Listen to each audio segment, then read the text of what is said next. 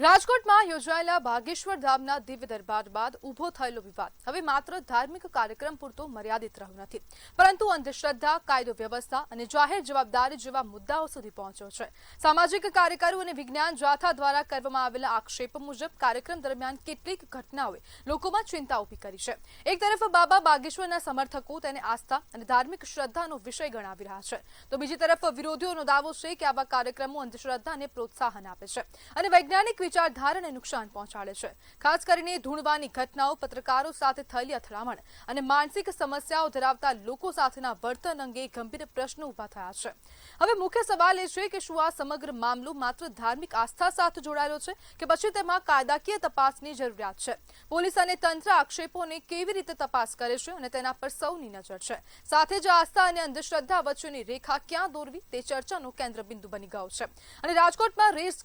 Racecourse ખાતે જે આ કાર્યક્રમ યોજાયો, બાબા બાગેશ્વર દ્વારા જે દિવ્ય દરબાર યોજાયું હતું ને તેમાં અનેક સવાલ ઊભા થયા છે। વિજ્ઞાન જાથા દ્વારા અવાજો ઉઠાવવામાં આવ્યા છે, સાથે સાથે હવે પરસોત્તમ પીપળિયા જેઓ સામાજિક અગ્રણી છે તેમને પણ ખાસ કરીને અવાજો ઉઠાવ્યા હતા। છેલ્લા એક અઠવાડિયાથી આ વિવાદ ક્યાંક ને ક્યાંક લંબાતો હતો અને તેના જ કારણે જ્યારે હવે આ આયોજન થયું, દિવ્ય દરબાર યોજાયું ને તેને જ લઈને અનેક પ્રશ્નો ઊભા થયા અને અહીંયા ચર્ચાનું કેન્દ્ર એ પણ બન્યું કે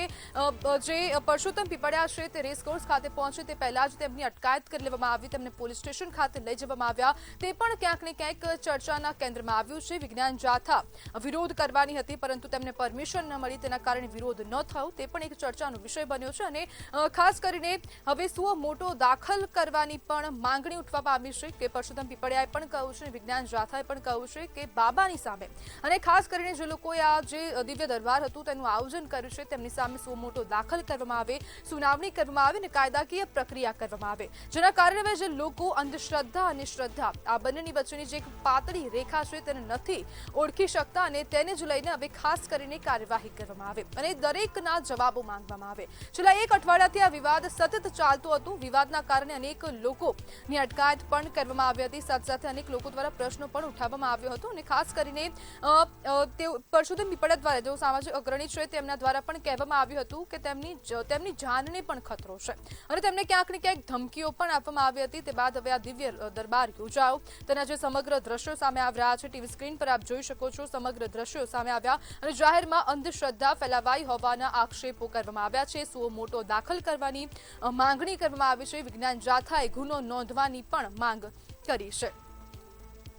જ્યારે ભૂત પ્રેતની આ મારામારી ક્યાંક ને ક્યાંક આવા દ્રશ્યો સામે આવ્યા હતા। આસ્થા અને અંધશ્રદ્ધા વચ્ચેની રેખા જે ખૂબ જ પાતળી છે તેને લઈને હવે ચર્ચાઓ પણ ઊભી થઈ ગઈ છે। લોકો આસ્થાને નથી સમજી શકતા અને અંધશ્રદ્ધામાં ક્યાંક ને ક્યાંક પોતાની શ્રદ્ધા પણ ગુમાવી બેસે છે અને ધીરેન્દ્ર શાસ્ત્રી અને આયોજકો સામે ગુનો દાખલ કરવાની માંગણી કરવામાં આવી છે। જે દ્રશ્યો સામે આવી રહ્યા છે ક્યાંક ને ક્યાંક તેવા પણ આક્ષેપો કરવામાં આવ્યા કે ઢોંગ થઈ રહ્યા છે, ધર્મના નામે ધતિંગો થઈ રહ્યા છે, તેવા પ્રકારના આક્ષેપ થયા અને તેવું પણ કહેવામાં આવ્યું કે રાજકોટમાં બાબા બાગેશ્વરે જે સ્ટેજ પરથી હુંકાર કર્યો અને તે હુંકાર બાદ જ અચાનક જ જે મહિલાઓ અને પુરુષો હતા, સાથે સાથે તેમાં એક બાળક પણ હતો, તે બાળક પણ ધૂણવા લાગ્યું હતું અને જેનો ખૂબ હવે વિરોધ પણ ક્યાંક ને ક્યાંક સોશિયલ મીડિયા પર થઈ રહ્યો છે।